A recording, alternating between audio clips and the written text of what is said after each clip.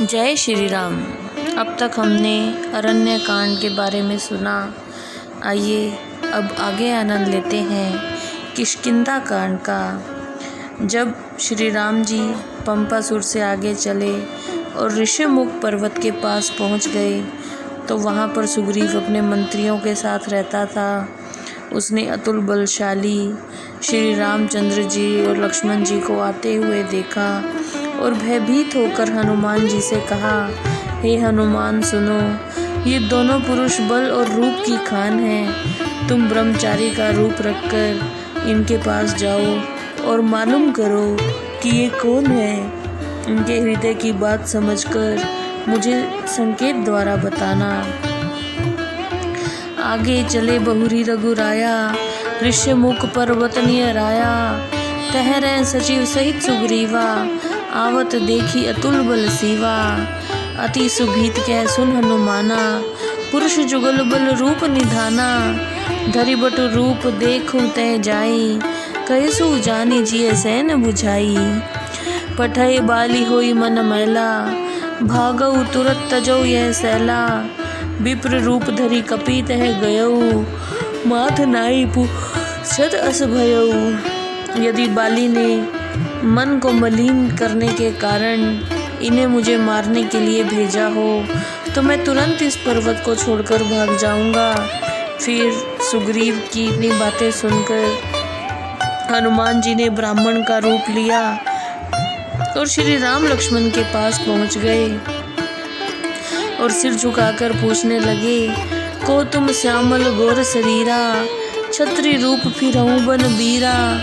कठिन भूमि कोमल पदगामी, कवन हेतु बिचरहूं बन स्वामी।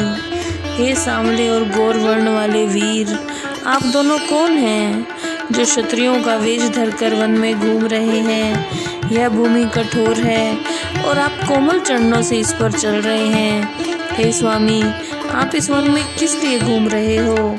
मृदुल मनोहर सुंदर गाता, सहत दुसह बन आतप बाता। कि तुम तीन देव में कऊ, नर नारायण की तुम दो। आपके शरीर कोमल, मनोहर और सुंदर हैं। आप किस कारण वन में तेज धूप और वायु को सहन कर रहे हैं। क्या आप ब्रह्मा, विष्णु, महेश इन तीनों में से कोई हैं, या फिर आप दोनों साक्षात नर नारायण हैं। जग कारण तारण भव, भंजन धरनी भार। कि तुम अखिल भुवनपति, लीन है मनुज अवतार। या फिर आप संसार के तारने वाले, सब लोगों के स्वामी और पृथ्वी का भार उतारने के लिए ये मनुष्य का अवतार लिए हुए हैं। कौशलेश दशरथ के जाए, हम पितु वचन मानि बन आए। नाम राम लक्ष्मण दो भाई, संग नारी सुकुमार सुहाई। श्री रामचंद्र जी ने फिर हनुमान जी को कहा कि हम अयोध्या नरेश दशरथ जी के पुत्र हैं और पिताश्री की आज्ञा से वनों में आए हैं। हमारा नाम राम और लक्ष्मण है, हम दोनों भाई हैं। हमारे साथ सुकुमारी और सुंदर स्त्री भी थी। या हरिन सीचर बै देही, विप्र फिरई हम खोजत तेही। आपन चरित कहा हम गाई, कहूँ विप्र निज कथा बुझाई। यहाँ मेरी स्त्री सीता को कोई राक्षस चुरा कर ले गया है।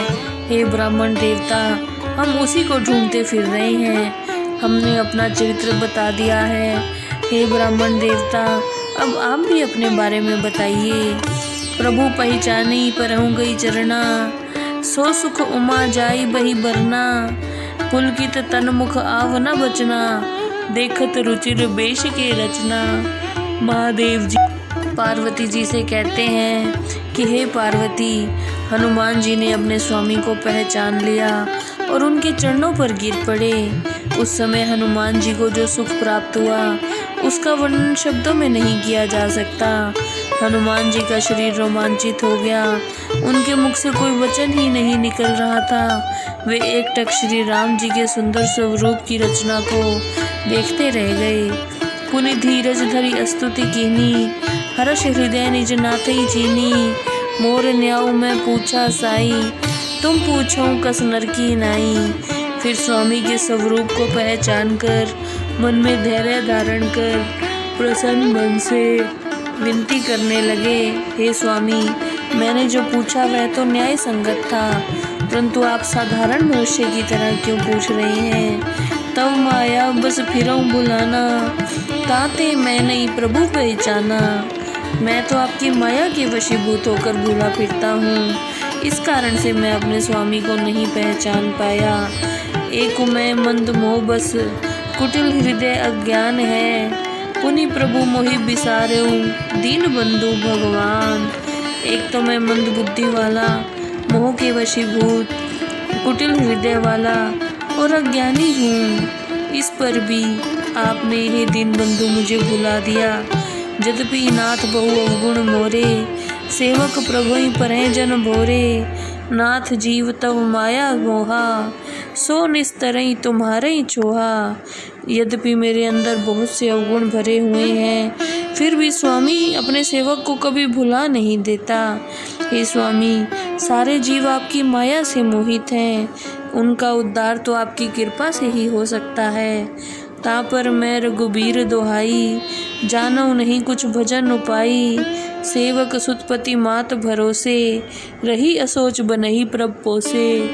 इस पर भी हे रघुवीर, मैं आपकी शपथ खाकर कहता हूँ, आपका भजन या अन्य कोई उपाय मैं नहीं जानता।